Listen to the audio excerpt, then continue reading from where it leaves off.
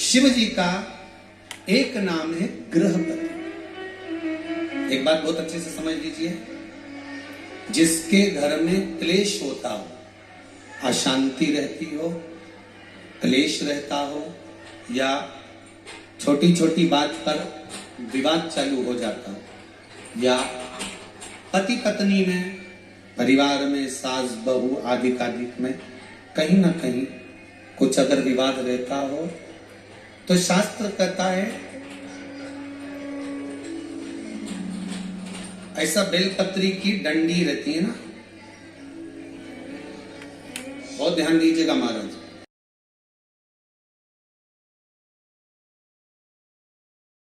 ध्यान दीजिएगा। जैसे ये बेलपत्री की जो डंडी होती है, डंडी का जो भाग होता है बेलपत्री की, ऐसा बेलपत्री की 7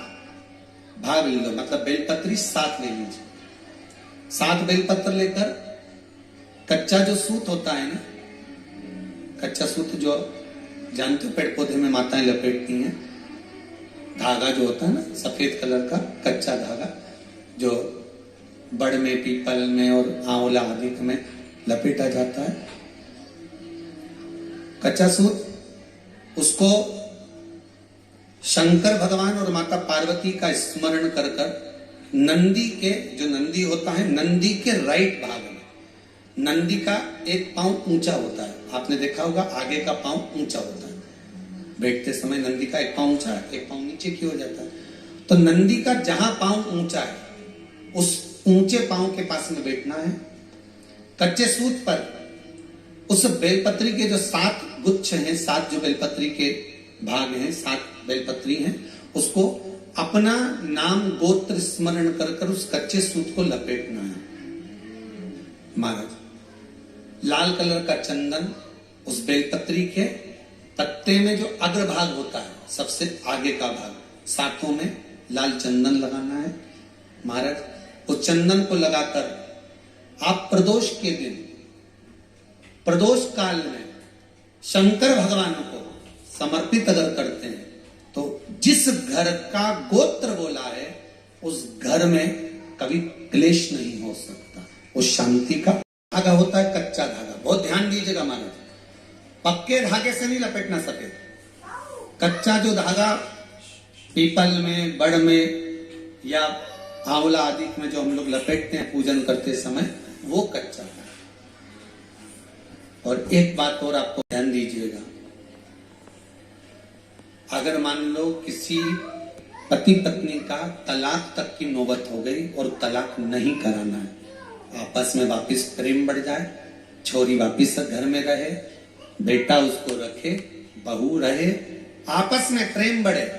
वो भले मायके चली गई हो, वो भले लड़का छोड़कर चले गया हो, अकेली रह रही हो, चाहती है कि मैं पति के साथ रहना है,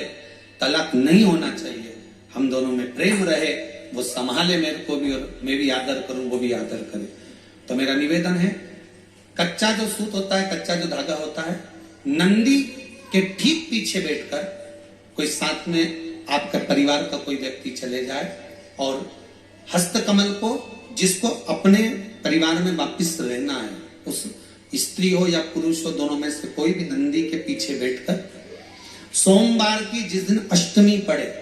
उस दिन नंदी के पीछे बैठकर हाथ को ऐसा बंद करना है, हाथ में एक बेलपत्री रखना है, सीधी सीधी बंद कर कर 7 बार उस हाथ पर कच्चा सूत लपेट देना है, उस सूत को वापस निकाल लेना है, बेलपत्री के साथ, बेलपत्री के साथ में, और बेलपत्री को तो अपने पास में रखना।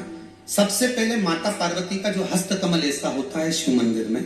उस हस्तकमल में वो सूत जो आपके हाथ से निकला है वो उसमें डाल देना है, माँ जगत जननी से प्रार्थना कर कर, और जो बेलपत्री आपने संबंध को जोड़ने के लिए अपने हाथ में ली है वो शंकर भगवान के कटी भाग में,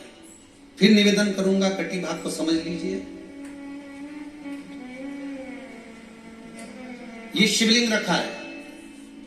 जहां पर शंकर भगवान का शिवलिंग, माता पार्वती जी के हस्त कमल पर जो शिवलिंग रखा है, ये भाग कटी भाग कहलाता है। इस जगह पर जहां शंकर और पार्वती का मिलन हुआ है, उस जगह पर उस बेलपत्री को रख देना है। महाराज ज्यादा से ज्यादा 3-4 महीने लगते हैं, दोनों में वापिस प्रेम बढ़ जाता है, दोनों एक हो जाते हैं। तलाक तक बात चल भी रही हो तो वो तलाक समाप्त हो जाता है। प्रेम, करुणा, आसक्ति, स्नेह बढ़ जाता है।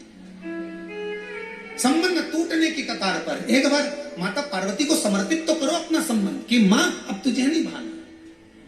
माना मैंने अपशब्द कह दिया होगा, माना मेरी गलती होगी, थोड़ी गलती उनकी भी होगी, पर दोनों की गलती है मां, अब इस संबंध को तुझे निभाना। जब कच्चा सूप माता के हाथ में रखो तब माता को विनती करना, इस संबंध की डोरी अब तेरे को दे दी। दीन बंधु दीनानाथ मेरी डोरी तेरे, अब ये डोरी मैंने तुमको दे दी,